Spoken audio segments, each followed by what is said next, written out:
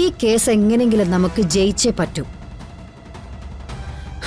രാധികയുടെ ജീവിതല്ലേ. കോടതിയുടെ കാര്യങ്ങൾ മോൾക്ക് മാത്രമേ അറിയൂ. പേടിക്കാൻ മാത്രം ഒന്നുമില്ലല്ലോ അല്ലേ? ചെറിയമേ, ഞങ്ങൾ ഈ കേസുകൾ കൈകാര്യം ചെയ്യുമ്പോൾ ജയം മാത്രമല്ല തോൽവിയും മുന്നിൽ കാണും. അങ്ങനെ വേണമെന്ന അതിന്റെ രീതി. പക്ഷേ ഇവിടെ ഞാൻ കേസ് വാദിക്കുന്നത് എന്റെ അനുജത്തിക്ക് വേണ്ടിയിട്ടാ, എന്റെ ചെറിയമ്മയ്ക്ക് വേണ്ടിയിട്ടാ. അതിൽ ഞാൻ തോറ്റുപോയ ഇത്രയും കാലം കൊണ്ട് ഞാനുണ്ടാക്കിയ പേരും അനുഭവങ്ങളും ഒക്കെ ഒരു പ്രയോജനമില്ലാത്തതാവും. മോൾ എന്റെ കൂടെ ഒന്ന് വാ.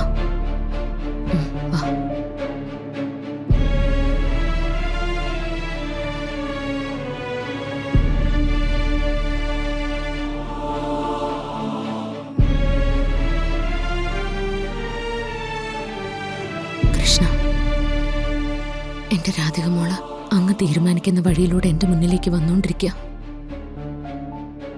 അവളും വരുണും മനസമാധാനത്തോടെ ഒന്നിച്ച് ജീവിക്കാൻ തുടങ്ങിയിട്ടേ ഉള്ളൂ. ഒരുപാട് പരീക്ഷിക്കപ്പെട്ടതാ എന്റെ മോളുടെ ജീവിതം. അവൾക്ക് വേണ്ടി കോടതിയിൽ വാദിക്കുന്നത് ആരതിയാ. കോടതിയിൽ അവള് ജയിക്കണം, പുറത്തെന്റെ മോളും.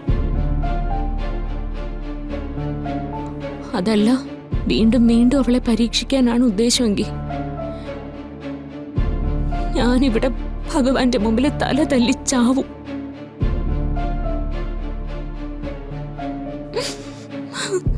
അല്ലാതെ ഒരു മാർഗം എനിക്കറിയില്ല.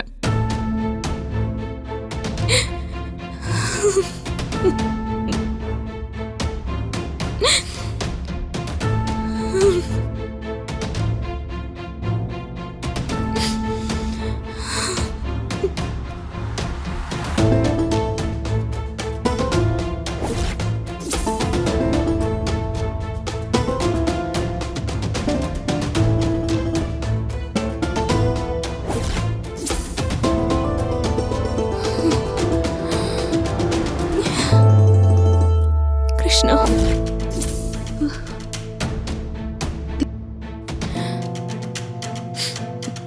മോളെ, ജീവിതത്തിൽ ഏറ്റവും നിർണായകമായ തീരുമാനങ്ങൾ വരുമ്പോ ഞാൻ കണ്ണന്റെ മുമ്പിൽ വന്ന് പ്രാർത്ഥിക്കുമ്പോ ഭഗവാൻ എനിക്കൊരു തെളിവ് തരാറുണ്ട്.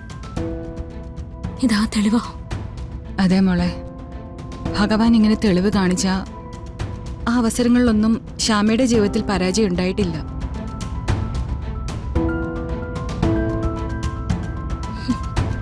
കണ്ണാ, സന്തോഷായി. എന്റെ പ്രാർത്ഥനകൾ തട്ടിക്കളഞ്ഞില്ലല്ലോ.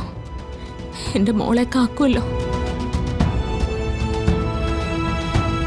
അവൾ എന്റെ അടുത്ത് വന്നിട്ട് എന്നെ തിരിച്ചറിഞ്ഞ് എന്നെ അമ്മയെന്നൊന്ന് വിളിച്ചിട്ട് എന്റെ ജീവൻ എടുത്താൽ പോലും പരാതിയും പരിഭവം ഒന്നുമില്ലാതെ ഈ ലോകത്തുനിന്ന് ഞാൻ മടങ്ങിപ്പോയിക്കോളാം.